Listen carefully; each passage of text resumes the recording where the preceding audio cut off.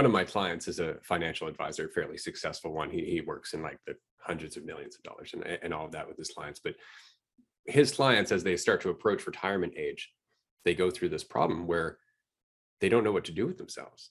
They don't understand what life is all about if they're not working, if they're not trying to achieve this thing, if they're no longer defining themselves as the CEO or something like that, right? All of a sudden they're just, Joe Blow from Kokomo. Who gives a shit, right? You're just another person in the street, and you can't raise yourself up. You can try by saying, "Oh, I used to do this, and I used to do this," and a lot of them do, but it doesn't change anything.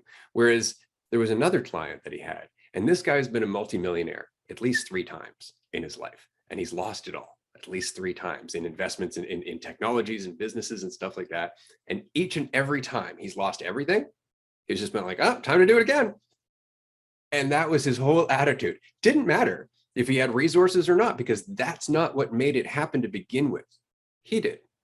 His involvement, his state of mind, his lack of fear, his attention on the present moment that he was in, his love of whatever project he got involved with was what made it succeed. So for him, losing money meant nothing, because it wasn't the money that got him there.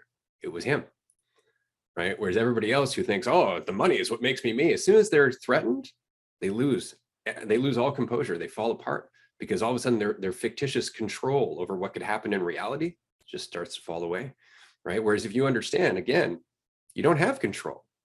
You never had control. Regardless of what you think you might have in terms of control, you can lose all of that.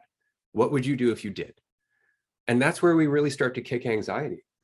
This is what I used to say with my clients all the time. If everything you were afraid of happened, would you just curl up and die, or would you evolve, or would you adapt and make it work? Because that's the only question.